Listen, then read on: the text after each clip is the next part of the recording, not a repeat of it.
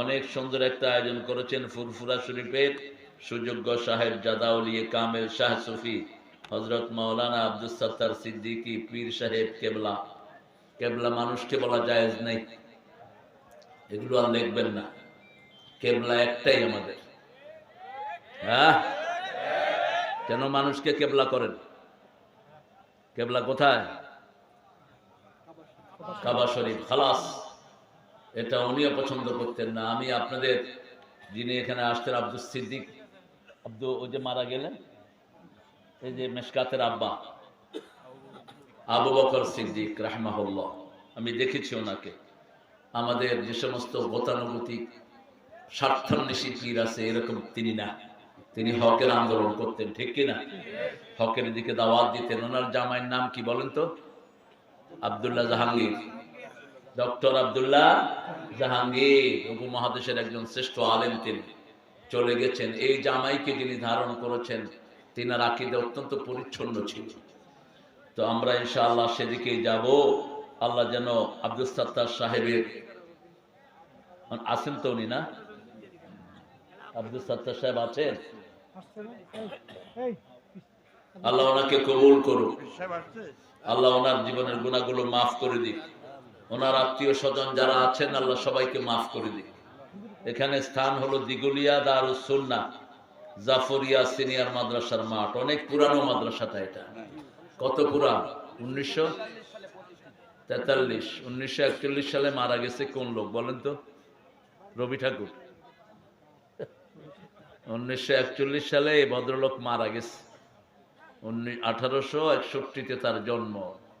আর উনি চিতায় থেকে জাতীয় সঙ্গীত উপহার দিয়ে গেছেন। হিসাব মিলায় নিয়েন লোকেরা কোন বোকার স্বর্গে আছে। একটা হিন্দু যে নাকি আকীদাগত ভাবে জাহান্নামী, তার জাতীয় সঙ্গীত কোন মুসলমানের জাতীয় সঙ্গীত হওয়া উচিত ছিল না। ভারতের জাতীয় সঙ্গীত আল্লামা ইকবালের লেখা, সারা জাহাঁ সে আচ্ছা হিন্দুস্তান হামারা। আর আমাদের 93% মুসলমানের দেশে আমরা কি একটা বানিয়ে দিয়েছি। আল্লাহ বুঝার তৌফিক দান করুক। আপনাদের সবই উল্টা পাল্টা দেখছি। সভাপতিত্ব জনাব শিরিন সুলতানা, কেন ওনাকে সভাপতি করতে হবে কেন? এটা কোন জাতের ভদ্রতা? কি জন্য তাকে এই মহিলাকে সভাপতি করতে হবে কেন?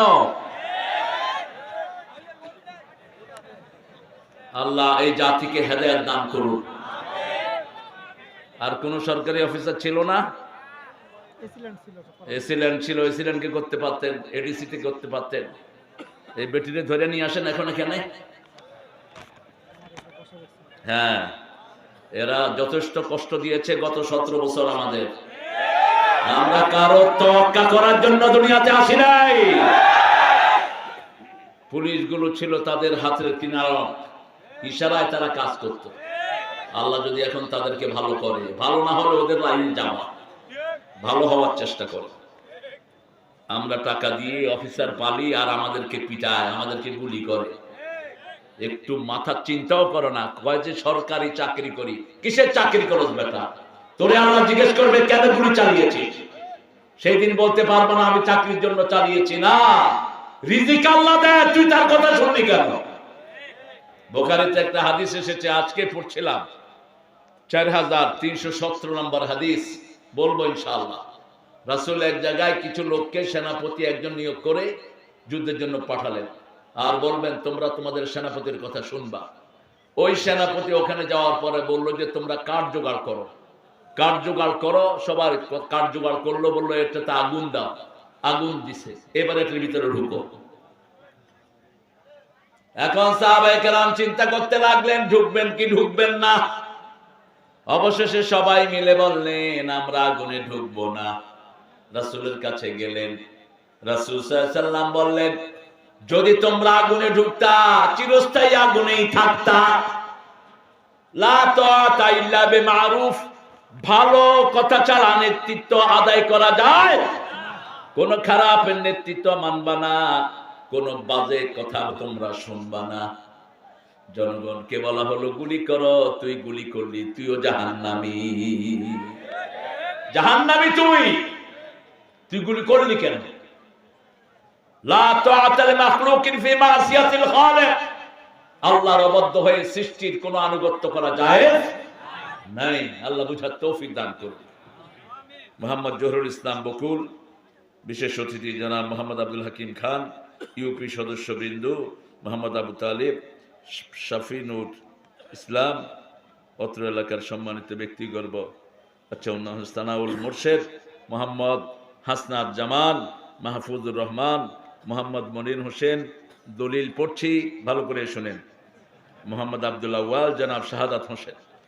এগুলো আগে ছিল, গত 17 বছর একজনের নাম বাদ পড়লে মাহফিল বাদ। কি খবর? হ্যাঁ, এখনো এই ঘানি টানতে হবে নাকি? এখন মাহফিল যেগুলো বাদ দিবে জিম্পা টেনে ছেড়ে ফেলবো। মাহফিল হবে বাংলার জমিনে, কোরআন আর কেউ বন্ধ করতে পারবে না। ঠিক না বেঠে? আগে পুলিশ আসতো ধরতে, এখন আসে শুনতে। কি করতে আসে?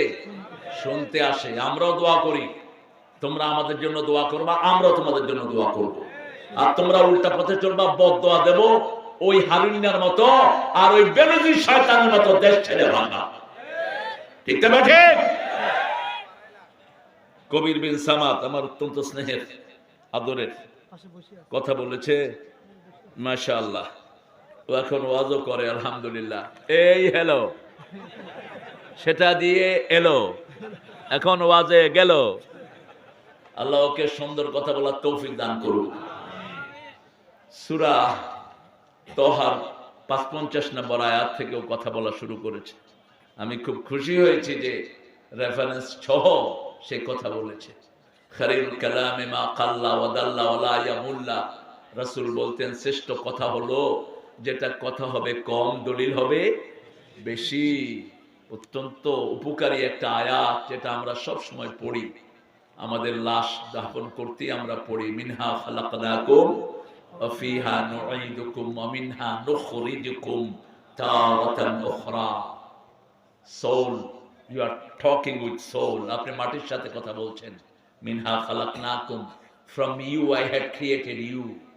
এই আর্থ থেকে আল্লাহ বানিয়েছেন, এখানেই আপনাকে দাফন করা হচ্ছে। আবার he will resurrect from this earth, এই মাটি থেকে আপনাকে আবার বের করা হবে। ঠিক কিনা?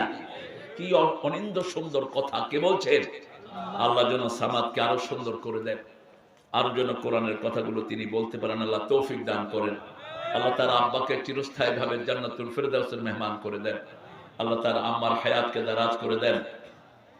জনাব হাফেজ মাওলানা মোহাম্মদ আব্দুল আজিজ জিহাদি কথা বলেছেন। মাওলানা এম আব্দুল সালাম সাহেব বলছেন কথা বলছেন। আব্দুল সালাম আজাদ, আব্দুল সামাদ আজাদি বলছেন কথা বলেছেন। আপনারা জানেন এই প্রোগ্রামগুলো পয়সা বেসড, অর্থাৎ আপনাদের ডোনেশনের উপর এদের বাকি বছরের কর্মসূচিগুলো চলে। সেই জন্য আপনাদের পকেটটা অক্ষ করে দিবেন। পকেট অক্ষ না করলে ওয়াজ করব না। ছেলেরা ঢুকবে, আপনারা দিবেন। কত লাগবে এবছর? কত টার্গেট?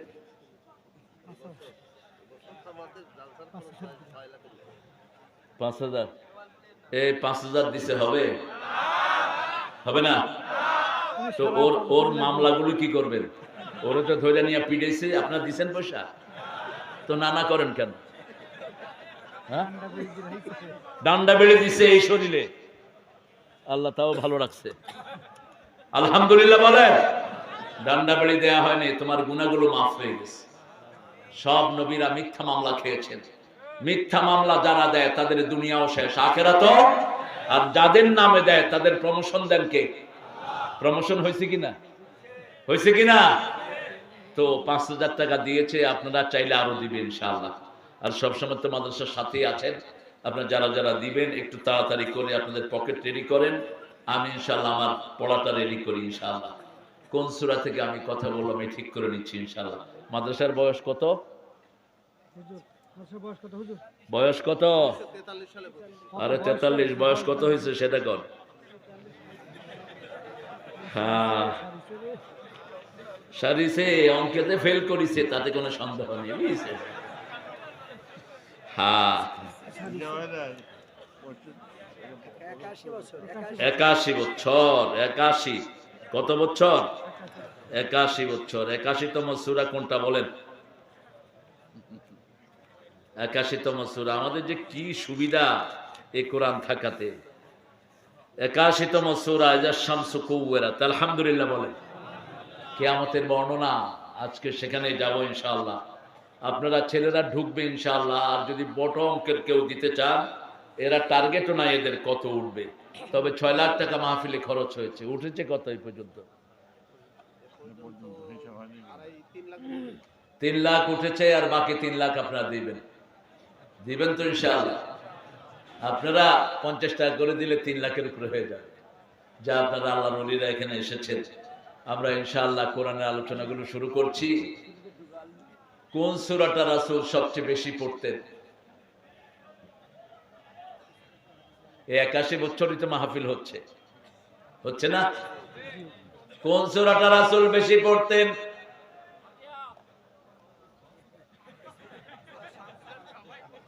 এখানে অনেক ওলামা হযরত এসেছেন। আমি যাদের ছাত্র হতে পারলে ধন্য হতাম। স্টেজে সবাইকে জায়গা দিলে ভালো হতো, কিন্তু সবাই উঠলে স্মার্ট স্টেজ হয়ে যেতে পারে। এই জন্য সবাইকে উঠানো গেল না। অনেক স্যাররা এসেছেন, প্রিয় sir, primary, high school, college, ইউনিভার্সিটির স্যার এসেছেন, আবার বৃদ্ধা বনিতা, পর্দার মা বোনেরা এসেছেন, আমার প্রিয় কৃষক ভাইয়েরা। এখানে কৃষক বেশি না শ্রমিক বেশি?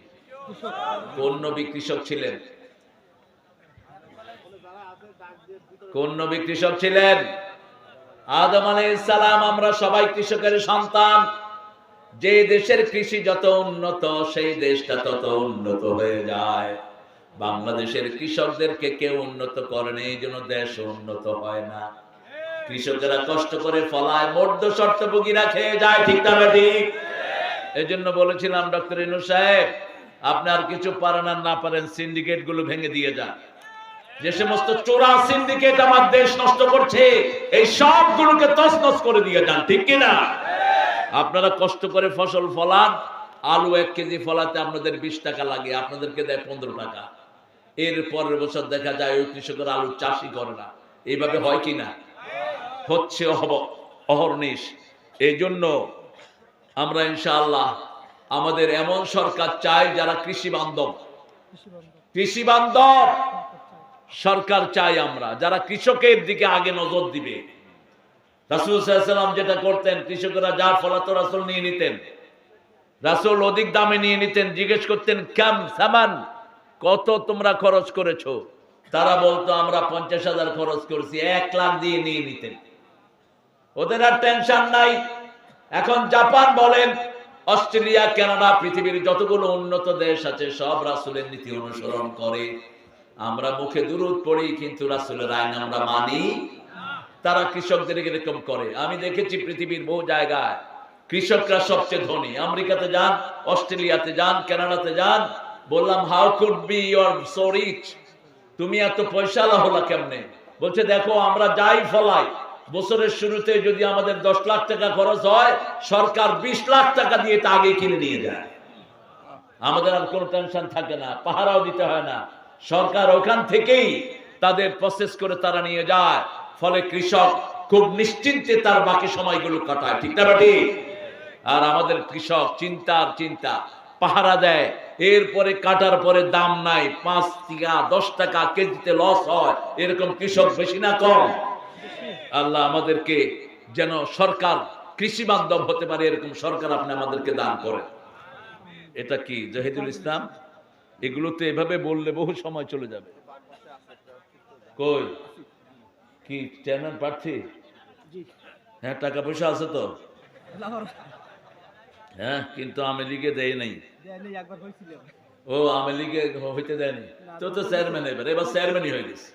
টাকা আছে? টাকা আছে? আচ্ছা, তাইলে 50,000 টাকা দিয়ে দিও।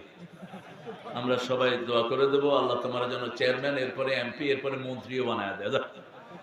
দোয়া করে দিলাম আল্লাহ। 5,000 বাকি, 5,000 ক্যাশ দেয়া হয়েছে। সবচেয়ে বেশি কোন সূরা পড়তেন রাসূল বলেন? এগুলো জানলেন না কেন? হ্যাঁ, হুজুররা কয় নাই।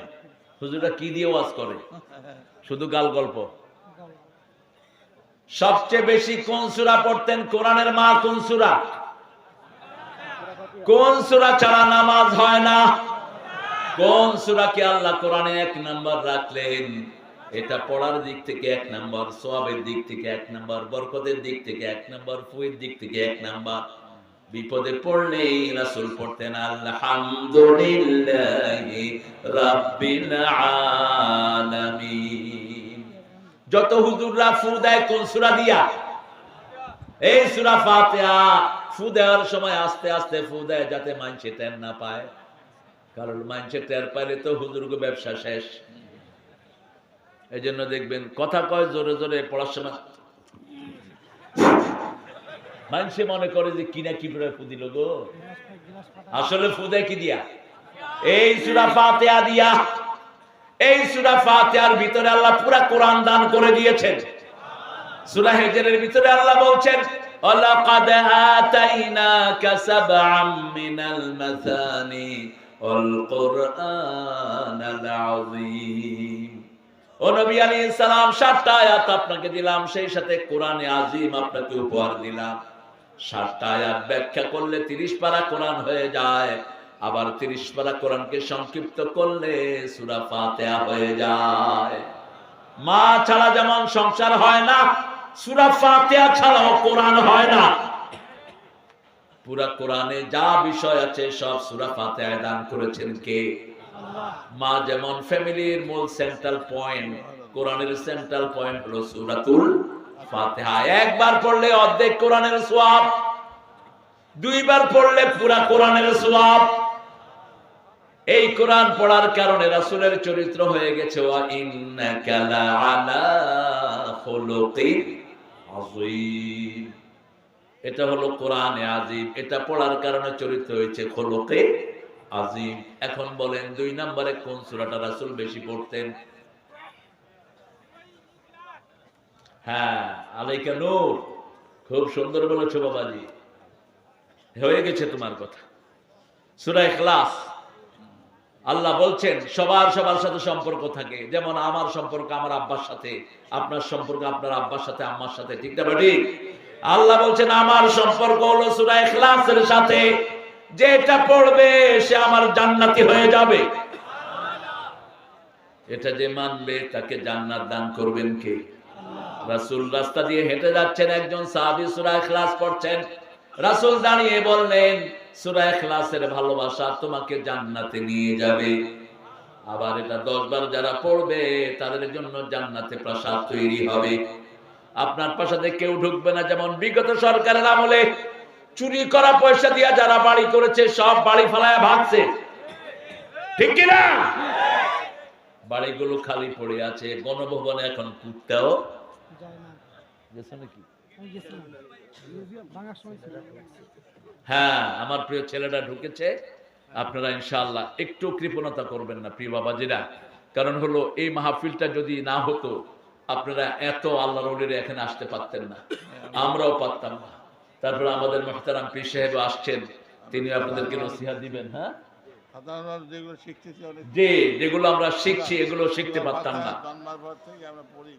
এটা এই যে দেখেন জন্মের পর থেকে পড়ে, কিন্তু এত বড় মর্যাদা জানতেন না।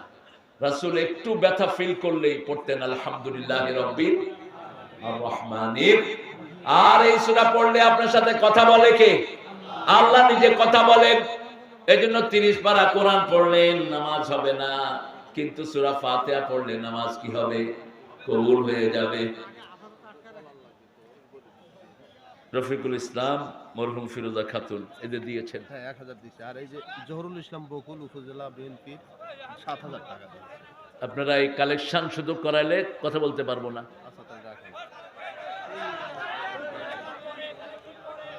একটু পরে ছেলেরা যাক, ছেলেদেরকে আপনারা দিয়ে দেন, আর যারা আনবে এগুলো রেখে দেন, পরে আমি ঘোষণা করে দেবো ইনশাআল্লাহ। আল্লাহ কবুল করুন। হ্যাঁ হ্যাঁ, এখানে রেখে দেন, আমি ইনশাআল্লাহ পরে ঘোষণা করে দেবো ইনশাআল্লাহ। 2 নম্বরে রাসূল পড়তেন সূরা ইখলাস। আমরা একবার পড়বো, এখন জান্নাতে বাড়ি বানাবো, রাজি আছি তো? সবাই জোরে পড়েন কুল হুয়াল্লাহু আহাদ আল্লাহুস সামাদ লাম ইয়ালিদ ওয়া লাম ইউলাদ يولد ولم يكن له كفوا أحد। একজন সাহাবীকে কুবা মসজিদের ইমাম নিয়োগ করেছেন, তিনি শুধু কুল হুয়াল্লাহ পড়তেন। শুধু কোনটা পড়তেন? কুল হুয়াল্লাহ। আপনাদের ইমাম যদি পড়ে রাখবেন? রাখবেন না। কিন্তু রাসূল ইমাম নিয়োগ করেছেন, কেউ বদলানোর সুযোগ নাই, ঠিক না ঠিক? তিনাকে বললেন আপনি শুধু কুল হুয়াল্লাহ পড়েন কেন? মাঝে মধ্যে অন্য সূরাও পড়তেন। তিনি বলতেন আমি এইভাবেই পড়বো, মন চাইলে রাখো, না হলে বিদায় করো। সবাই গিয়ে রাসূলের কাছে বিচার দিলেন, ইয়া রাসূলুল্লাহ সাল্লাল্লাহু, আপনার এই সাহাবী শুধু কুল হুয়াল্লাহ পড়ে, দুই পক্ষের কথা যে শুনে না ওরাই অন্যায় বিচার করে, ওরাই হারাম বিচার করে, যেমন করেছে ক্যাঙ্গারু ট্রাইব্যুনাল। ওরা বাদীদেরকে কখনো তাদের কথা শুনে নেই। আল্লামা সাইদির বিরুদ্ধে জিনার মামলা দিছে। ওই যে মেয়েটার সাথে এই কাজ হয়েছে, মেয়ে একটাকে ধরে আছে। তাজুল ইসলাম এখন চিফ প্রসিকিউটর হয়েছে। সে জিজ্ঞেস করছে, মা তোমার শ্লীলতাহানি কে করেছে? সাইদি। দেখতে কেমন? কালো আলকাতরা। বলছে মা তোমার জন্ম কবে? ৭৫। ঘটনা ঘটছে কবে? কবে? ৭১। জন্ম কবে? গায়েবী, আল্লাহ গায়েব করে দিছে। এরপরে তাজুল বলল, ইওর অনার, দেখছেন কি মিথ্যা নাটক সাজানো হয়েছে। তাজুলকে উঠিয়ে নিয়ে ১ সপ্তাহ পিটানো হয়েছে, আর তাকে কোর্টে আসতে দেওয়া হয়নি। এই জন্য যখনই কোনো বিচার আসবে দুই পক্ষ শুনতে হবে। এক পক্ষ শুনে যারা বিচার দেয় তারা মিথ্যুক, তারা চোর, তারা ডাকাত। কিয়ামতের ময়দানে এই বিচারকগুলো প্রথম দাঁড়াবে। রাসূল বলছেন হিসাব হবে নামাজের, কিন্তু বিচার শুরু হবে রক্তের। কেন রক্ত প্রবাহিত করেছো? কেন ফাঁসি দিয়েছো? কেন বৈষম্য বিরোধী আন্দোলনে ৩,০০০ ছেলেকে খুন করেছো? কেন করেছো? জবাব দাও। তখন সেই দিন হবে, এই বিচারপতিরা হবে আসামি, আর যাদের উপর বিচার করেছে তারা হবে বাদী। মূল বিচারক কে?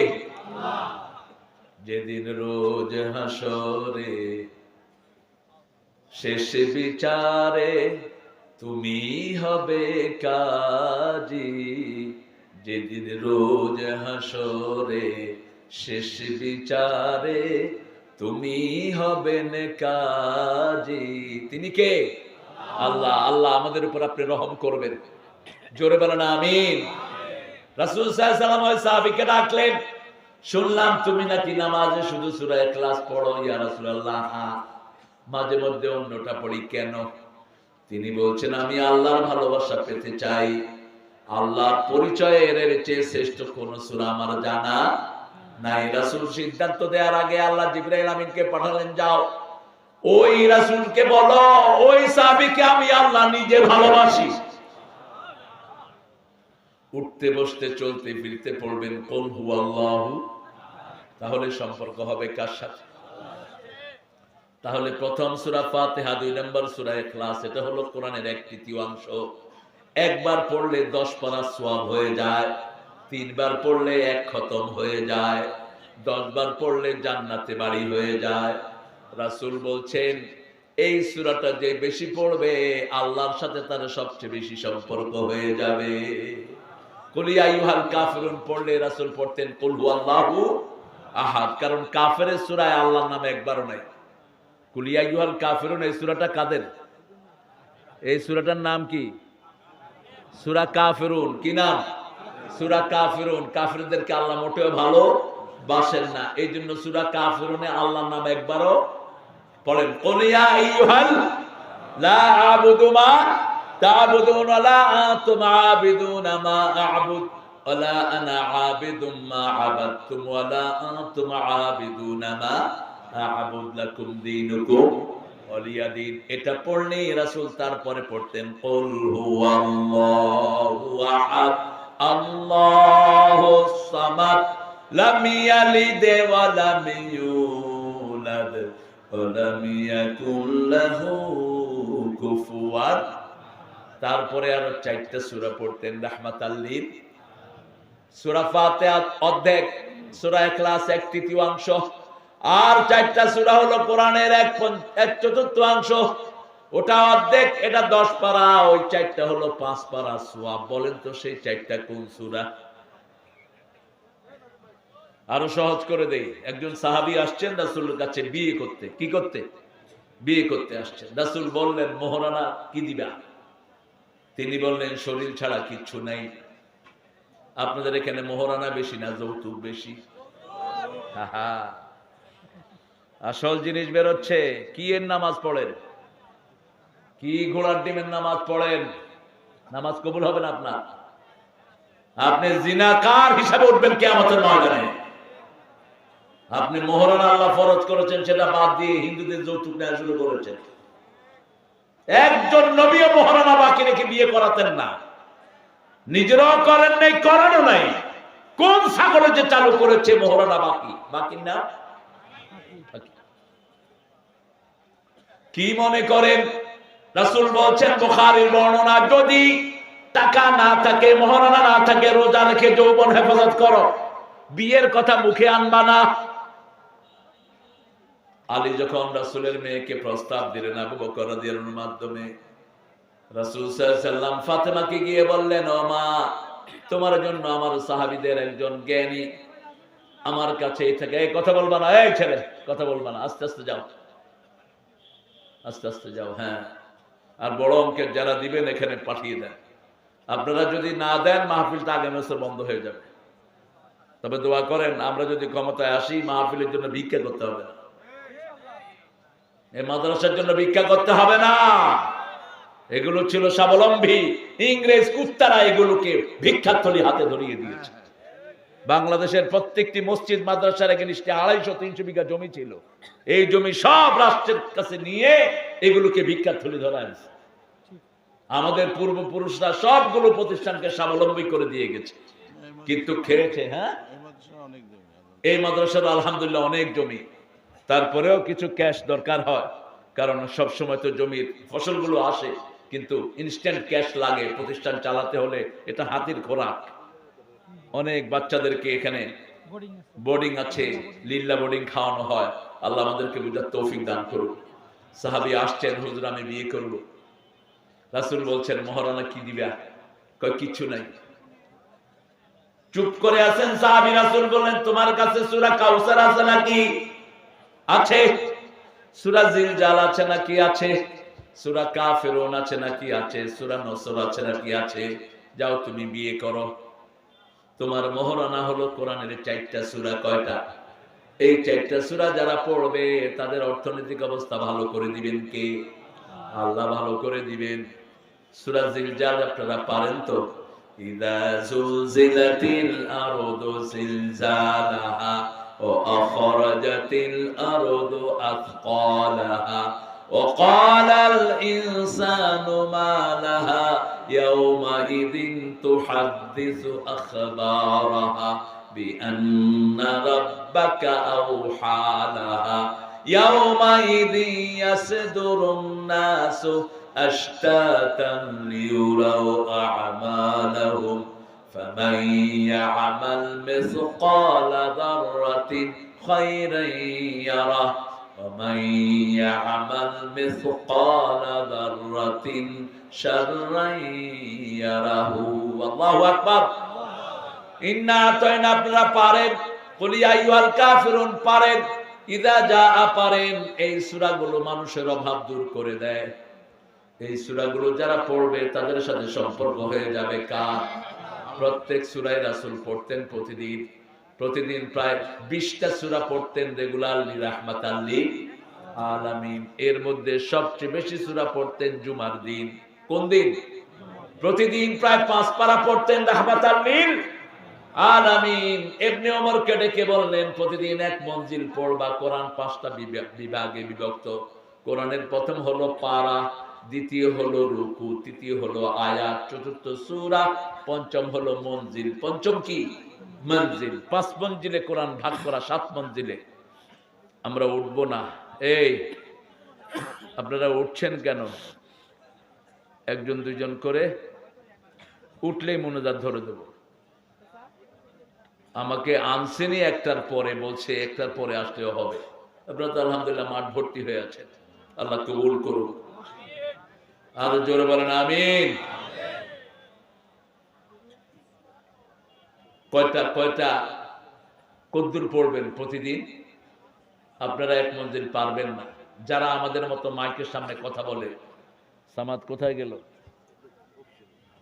সামাদ প্রতিদিন 5 পারা পড়বা।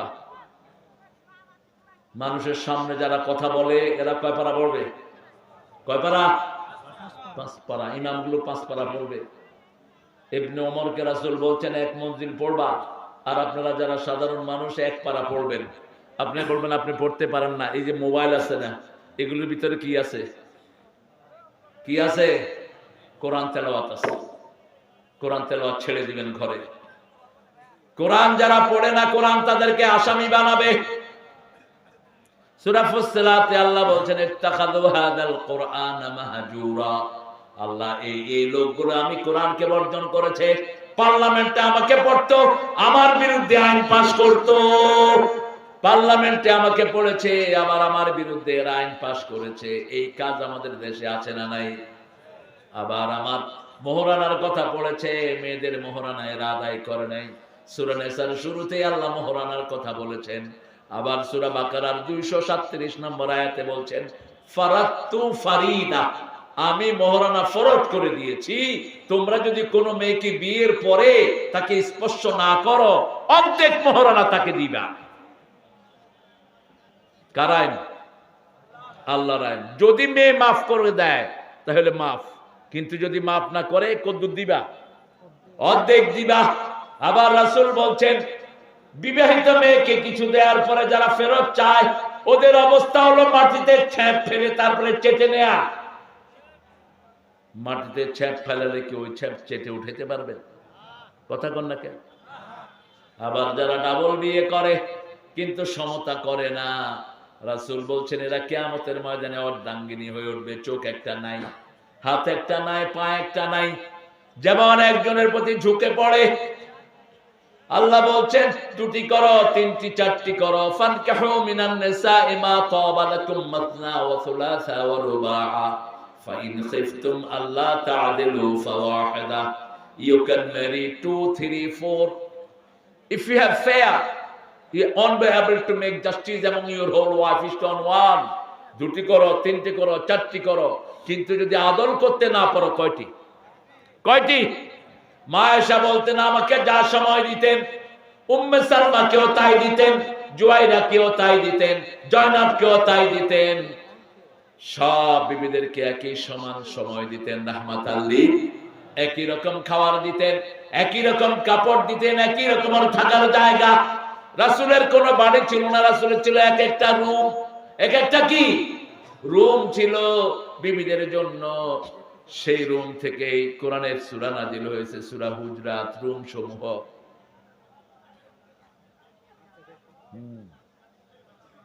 কথা হচ্ছে। রাসূল সাল্লাল্লাহু আলাইহি ওয়াসাল্লাম যা করেছেন আমরা তা করব, রাজি আছি তো? রাসূল 5 ওয়াক্ত নামাজ পড়েছেন, পড়বেন তো? পড়বেন তো? দেখি কারা কারা পড়বেন, হাত তুলে দেখা। বলেন হে আল্লাহ, আপনার নামে কসম খাচ্ছি জীবনে আর কোনোদিন ফরজ নামাজ, ফরজ রোজা, ফরজ পর্দা ছেড়ে দেব না। আমিন ইয়া রাব্বাল আলামিন। এই কসমটা যারা খেলেন মন থেকে যদি খান, এখন মারা গেল আপনাকে মাফ করে দিবেন কে? এত বড় দয়ালু তিনি। আপনি বিবির থেকে মোহরানা দেন নাই, যৌতুক খেয়েছেন, আজকে রাতে গিয়ে বিবিকে বলেন বিবি অন্যায় করেছি, মাফ করে দাও। তবে এই নাও 50 টাকা দিয়ে আপনি বলবেন আমি উদ্বোধন করলাম, আমি তোমার সব মোহরানা আদায় করে দেব। এই অবস্থায় যদি মারা যান আপনাকে মাফ করে দিবেন কে? আল্লাহ বলছেন ও নবী বলে দাও, যখন মানুষ অসুস্থ হয় নরমালি 5 ওয়াক্ত নামাজ পড়ে মসজিদে যায়, অসুস্থতার কারণে যেতে পারে না। রাসূলকে আল্লাহ রাব্বুল আলামিন বলছেন তোমার উম্মতদেরকে বলে দাও ওই সুস্থ থাকলে যে কাজ করতো ওই সওয়াব আমি আল্লাহ তাআলা আমলনামায় লিখে দেব।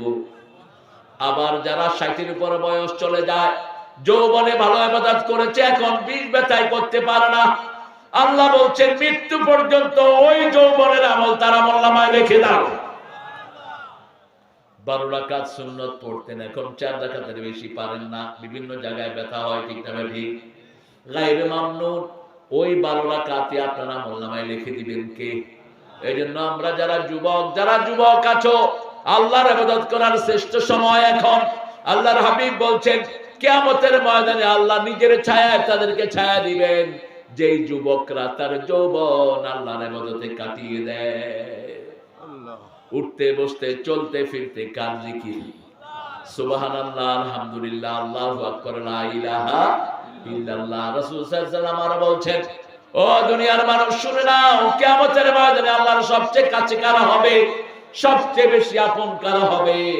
যারা সব সময় জিকির করে তাদের জিহ্বাটা ভিজিয়ে রাখতো, তারাই হবে আল্লাহর সবচেয়ে আপন। পুরুষ এবং মহিলা যারা সময় পেলেই জিকির করে সুবহানাল্লাহ পড়েন, সুবহানাল্লাহ, আলহামদুলিল্লাহ, লা ইলাহা ইল্লাল্লাহ, লা ইলাহা ইল্লাল্লাহ, লা ইলাহা ইল্লাল্লাহ, মুহাম্মাদুর রাসূলুল্লাহ সাল্লাল্লাহু। আজকে সূরা ফাতিহার তাফসীরটা শেষ করে দেই, রাজি আছেন তো? সূরা ফাতিহা শুরু হয়েছে কি দিয়ে বলেন তো? আলহামদুলিল্লাহি রাব্বিল। এটা যারা বেশি পড়বে তারা জান্নাতে সবার আগে যাবে। রাসূল বলছেন এই আল্লাহর প্রশংসা উঠতে বসতে যারা করবে তারা সবার আগে কোথায় যাবে? জান্নাতে যাবে। আবার যারা প্রশংসা করে আল্লাহর, আল্লাহ তাদের প্রশংসা করে। যেমন আমরা বলি আলহামদুলিল্লাহি রাব্বিল আলামিন, আল্লাহ ফেরেশতাদেরকে বলে হামিদানি আব্দি, ওই তাকিয়ে দেখ আমার গোলাম আমার প্রশংসা করছে। কারণ আমাদেরকে বানাতে যাওয়ার সময় ফেরেশতারা বলেছিল নাহনু নুসাব্বিহু বিহামদিক ওয়া নুকদ্দিসু লাক, ক্বালা ইন্নী আ'লামু মা লা তা'লামুন। হে আল্লাহ, আমরাই তো আপনার প্রশংসা করি, পবিত্রতা বর্ণনা করি, কেন এরকম একটা গ্রুপ তৈরি করবেন যারা মারামারি করবে, ফাসাদ করবে, মানুষের পায়ে ডান্ডা বেড়ি লাগাবে, ঠিক তবে ঠিক? কেন এদেরকে সৃষ্টি করেন? আল্লাহ বলেন ইন্নী আ'লামু মা লা তা'লামুন, আমি যা জানি তোমরা তা জানো না। আল্লাহ কি বুঝাতে চাইলেন?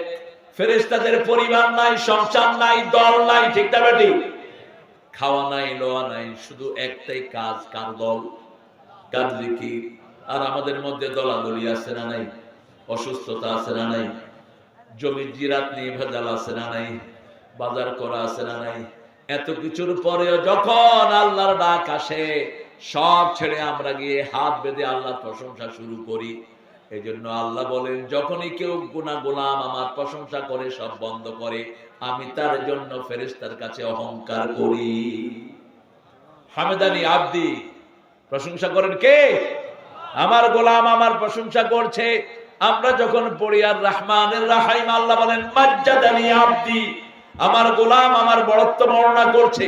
আমরা যখন বলি মালিক ইয়াউমিদ্দিন, আল্লাহ বলেন আসদা আলাইয়া আব্দি, আমার উপর আমার গোলাম প্রশংসার ফুলঝুরি ছিটাচ্ছে। আমরা যখন বলি ইয়্যাকা না'বুদু ওয়া ইয়্যাকা নাস্তাঈন, আল্লাহ বলেন হাদা বাইনি ওয়া বাইনা আব্দি ওয়া আব্দি মা সাল, এটা আমার মধ্যে আমার গোলামের মধ্যে, গোলাম আমার ইবাদত করবে, গোলামের সব প্রয়োজন আমি আল্লাহ মিটিয়ে দেব। ইবাদত করব কার? করবেন তো? প্রশংসা যখনই কেউ করে দেশের উপর একটা রহমত নাজিল হয়। যেমন আমার দেশের জাতীয় কবি প্রশংসা করেছেন কার? আর রবি ঠাকুর প্রশংসা করেছেন মাটির। স্রষ্টাকে ভুলে গেছে, সৃষ্টি নিয়ে মেতেছে, স্রষ্টার খবর নাই। চিরদিন তোমার আকাশ তোমার বাতাস আমার পানে বাজায় বাঁশি।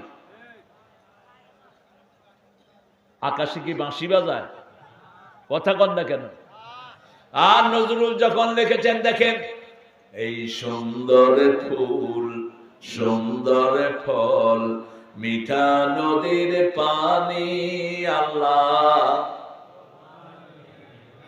আল্লাহ তোমার মেহেরবানি, তুমি কতই দিলে রতন, ভাই বেরাদার পুত্র স্বজন, ক্ষুধা পেলে অন্ন যোগাও, মানি চাই না মানি, আল্লাহ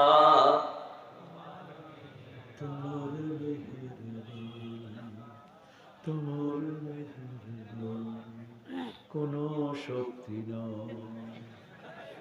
তোমার হুকুম তরক করি আমি প্রতি পাই, তবু আলো দিয়ে বাতাস দিয়ে বাঁচাও এ বান্দায়। শ্রেষ্ঠ নবী দিলে মোরে তরিয়ে নিতে রোজ হাসরে, পথে না ভুলি তাই তো দিলেন পাক কোরআনের বাণী। আল্লাহ জোরে বলেন, সুন্দর ফুল সুন্দর ফল মিঠা নদীর পানি। আল্লাহ এই এই বসো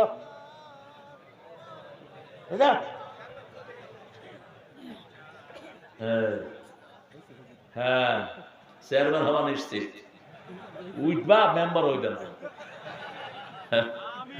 এত সহজ মিয়া, কোরআন কথা কইতেছি তুমি উঠে আটবা, এটা মামুর বাড়ির আবদার হবে না। প্রশংসা করবো কার?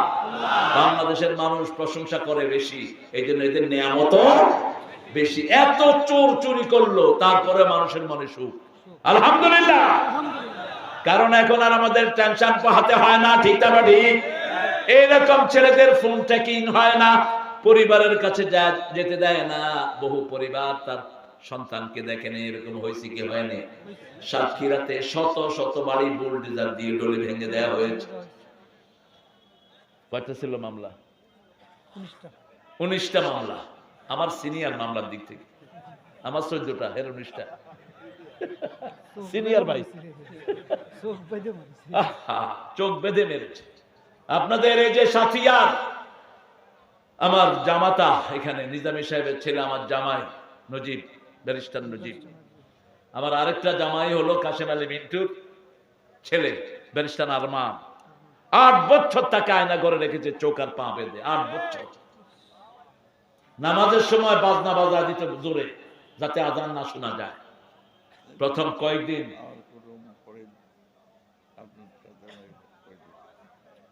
আহারে আল্লাহ মাফ করে দিবে, আল্লাহ মাফ করে দিবে। এগুলি তো আমাদের জন্য নিয়ামত, আমাদের জন্য নিয়ামত। আল্লাহ আল্লাহ তুমি এদের বিচার করো আল্লাহ। আমরা একজনের কাছে বিচার চাই, তিনি কে? দেখেন ওনাদের সেক্রেটারি বলেছিল আওয়ামী লীগ ফল করলে 10 লক্ষ লাশ পড়বে, একটাও পড়ে নেই। আমরা রক্তে বিশ্বাসী না। ওরা আমাদেরকে মারছে, আমরা ওদেরকে মারি নাই, ঠিক কিনা? কোন জুলুম আমরা করিনি, কারণ আমার নবী বলেছেন জুলুম করা যাবে, কোন মেয়েকে মারা যাবে না, কোন ছেলেকে অবুঝ ছেলেকে মারা যাবে না, কোন বৃদ্ধের গায়ে হাত তোলা যাবে না, কোন বাড়ি নষ্ট করা যাবে না, কোন স্থাপনা নষ্ট করা যাবে না, একটা গাছের পাতাও ছেড়ে যাবে না। শুধু অপরাধ যারা করেছে তাদেরকে ধরো, তারাও যদি মাফ চায় তাদেরকে মাফ করে দাও, তবে সম্পদ চুরি করলে সেগুলো ফেরত দিতে হবে।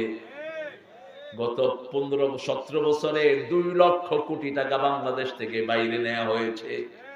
কয় লক্ষ? 22 লক্ষ কোটি টাকা। 2 লক্ষ শুধু প্রধানমন্ত্রী সরাইছে, 2 লক্ষ একাই সরাইছে। ইসলামের ওই ডাকাত সরাইছে 1,06,000 কোটি টাকা। শুধু ইসলামী ব্যাংকের 80,000 কোটি টাকা। আর বিএসএল না কি জানি আছে একটা, ওরা বললো ওদের 26,000 কোটি টাকা। ইউসিবিএল না, সোশ্যাল ইসলামী ব্যাংক। তবে শুনো, বাংলার টাকা কারো পেটে হজম হয় না। হারাম খাইছে যারা, মরছে তারা। একটাও দেশে নাই, পয়সার কাছেও নাই। পয়সা একখানে সে আরেকখানে। আর যারা প্রশংসা করে তাদের নিয়ামত বাড়িয়ে দেন কে? আল্লাহ বলছেন লা ইন শাকারতুম লা আযীদান্নাকুম। Indeed I will increase your everything. কার কি দরকার এটা জানেন কে? আপনার জানাটা আমি জানি না, আপনার কি প্রয়োজন আপনি জানেন, আর আল্লাহ জানে। আল্লাহ বলছেন আমার শুকরিয়া আদায় করবা, আমি তোমার সব নিয়ামত বাড়িয়ে দেব।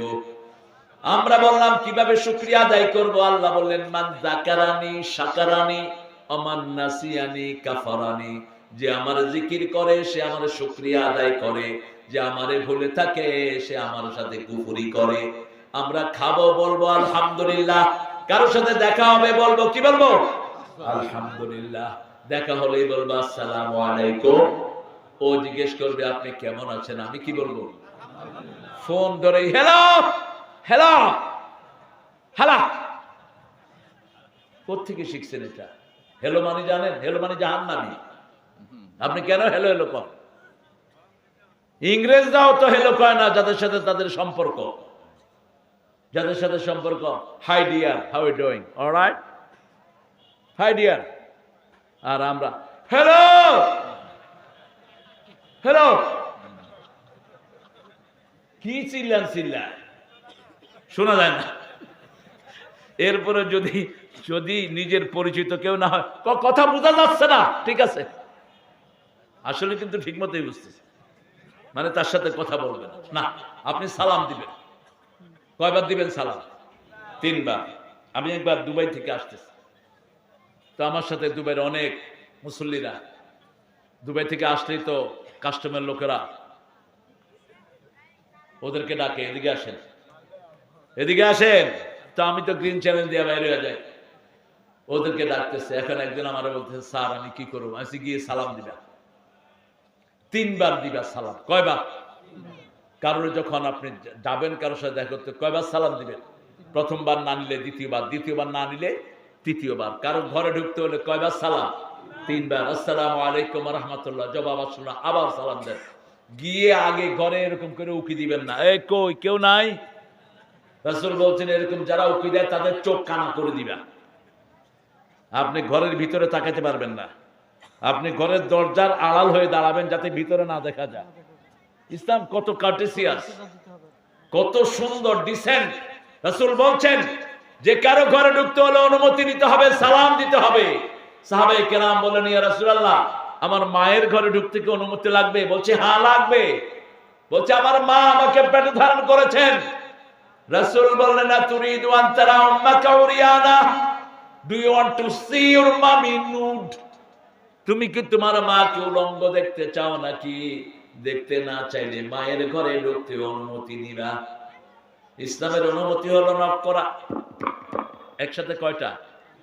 3টা। মনে রাখবেন জিনেরা একবার নক করে, বাস বাস, 3 বার নক করবে না জিনেরা কখনো। এই জন্য কখনো একবার নক করলে খুলবেন না। নকের সিস্টেমটা হলো মোমেনের একসাথে 3টা। একসাথে কয়টা? 3টা। সালাম দিবেন, সালাম দিয়ে অনুমতি চাইবেন, মে আই কাম ইন, আমি কি আসতে পারি? যদি কয় না, ফারজিউ ইরজিউ, যদি বলে তুমি ফিরে যাও, ইরজিউ তুমি ফিরে যাও, যালিকা আজকা লাকুম, এটাই তোমার জন্য শ্রেষ্ঠ। কে বলছেন? কে বলছেন? আল্লাহ বলছেন। কি সুন্দর সিস্টেম আমার আল্লাহ দান করেছেন। আমরা আল্লাহর সিস্টেম মানতে রাজি আছি তো?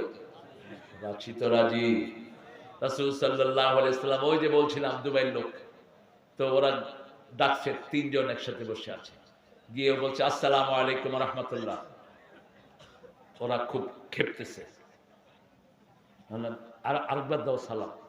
আবার দিছে সালাম, কথা কয় না, আবার দাও, আবার দিছে, কয় শুধু সালাম লইয়া আইছো আর কিছু আনো নাই, যাও। দুবাই থেকে সালাম লইয়া আইছে, আমাদের যা, বাস ঘুষ বন্ধ। ঘুষ কি বন্ধ? যে কোনো অফিসে পুলিশ ঘুষ চায়। কয়েকদিন আগে ঢাকাতে এক রিক্সাওয়ালাতে ঘুষ চাইছে, রিক্সাওয়ালা 15টা মিলে পুলিশের কিলিছে ভালো করে। তবে পুলিশদের পরে স্নান করবে।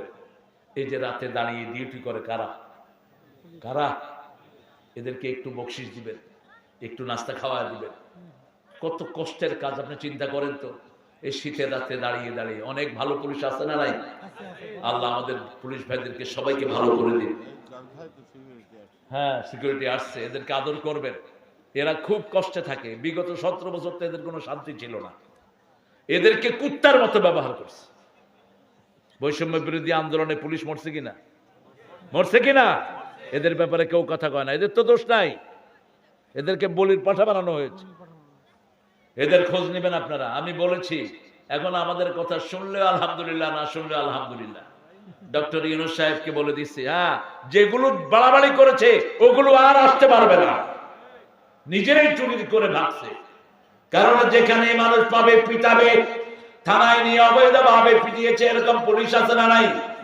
অবৈধভাবে পয়সা খেয়েছে এরকম পুলিশ যারা হয়েছে তারা এখন চাকরিতে জয়েন করে নেই। কারণ যে কোনো ভাবে যদি মানুষ চিনে ফেলে তার পিঠের চামড়া উঠে যাবে। সাভারে এক বড় অফিসার খুন করেছে, তার এসপি পদে চাকরি হয়ে গেছিল এই ইউনুস মিয়ার আমলে।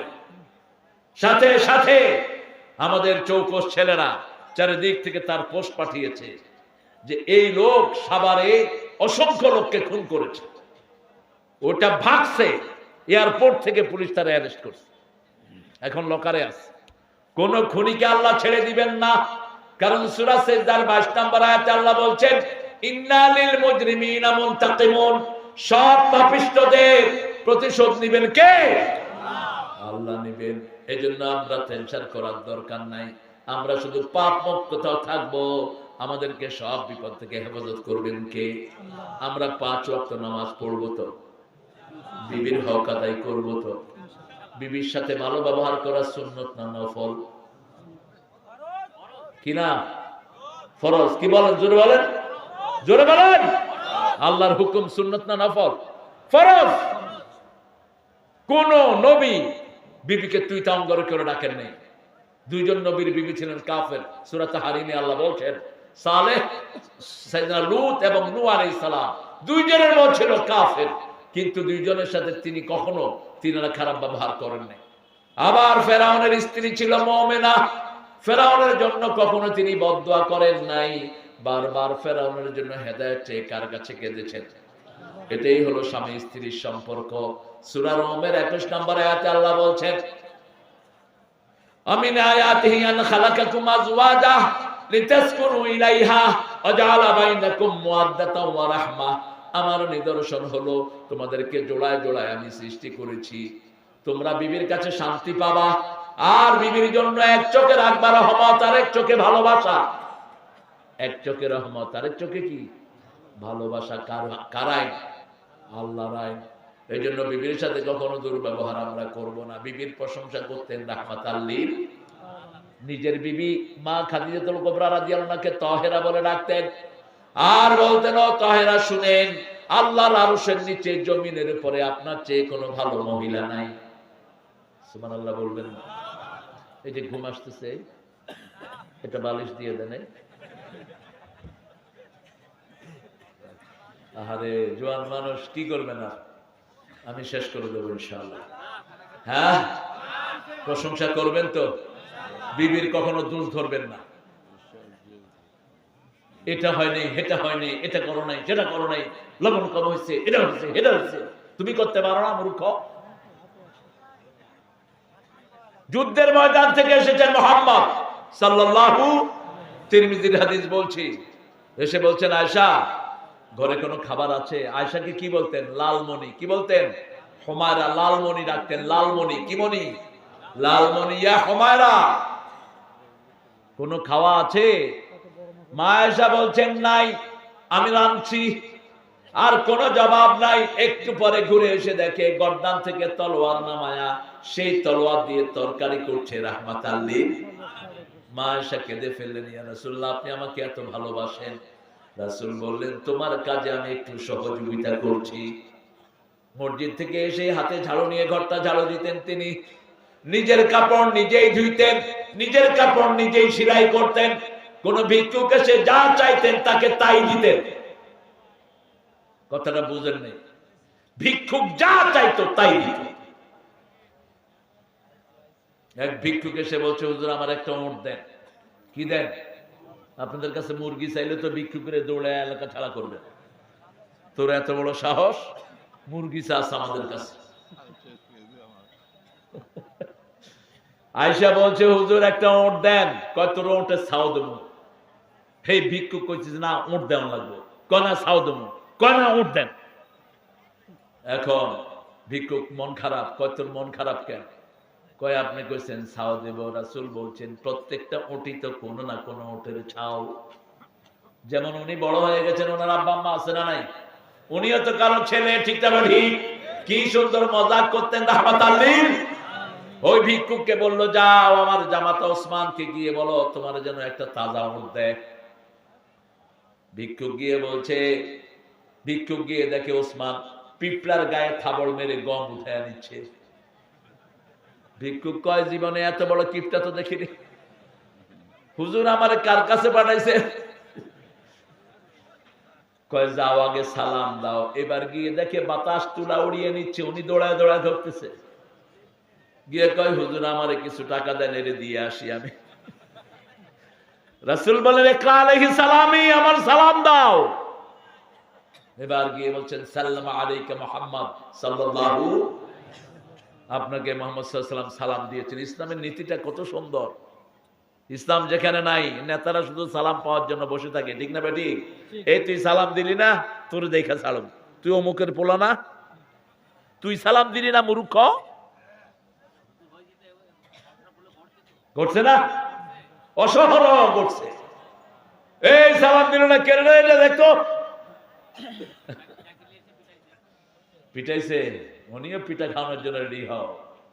রাসূল বলছেন, আগে যে সালাম দেয় সে আল্লাহর প্রিয় হয়, আগে যে সালাম দেয় সে অহংকার মুক্ত হয়, আগে যে সালাম দেয় সে জান্নাতের মালিক হয়ে যায়। চারটা কাজ। কয়টা? ইফশাউস সালাম, আতিমুত তুআম, সাল্লু ফিল লাইলি ওয়ান নাসু নিয়াম, তাসিলুল আরহাম, তাদখুলুল জান্নাতা বিসালাম। রাসূল বলছেন, যাকে চিনো চিনো না সালাম দাও। মানুষকে খাওয়াও, নিজে খাও কম, মানুষকে খাওয়াও। তাসিলুল আরহাম, আত্মীয়তার সম্পর্ক রক্ষা করো।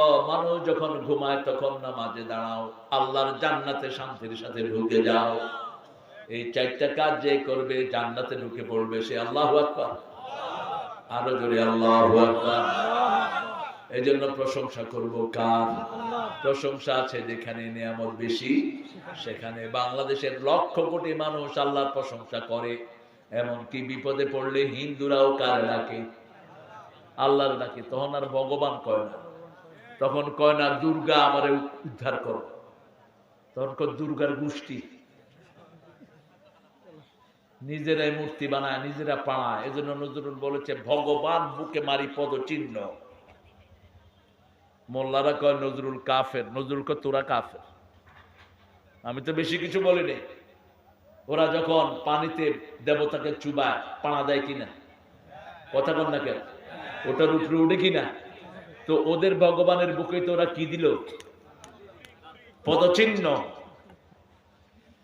আল্লাহ নজরুলকে মাফ করে দেয়। কি সুন্দর কবি!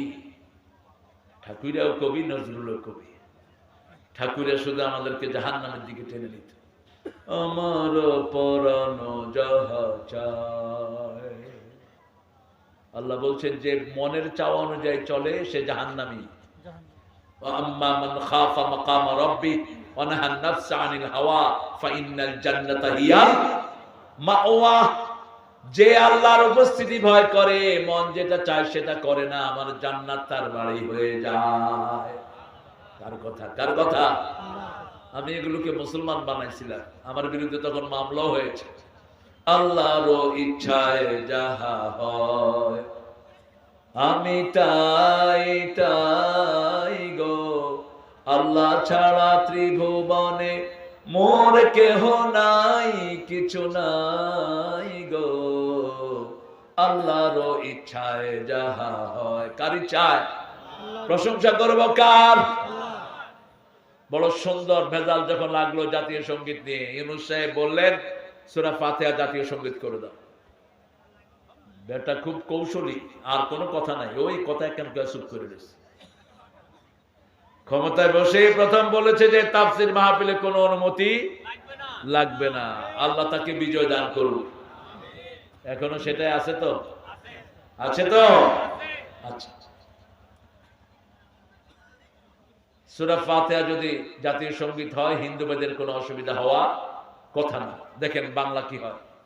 অনন্ত সীম প্রেমময় তুমি, বিচার দিনের স্বামী,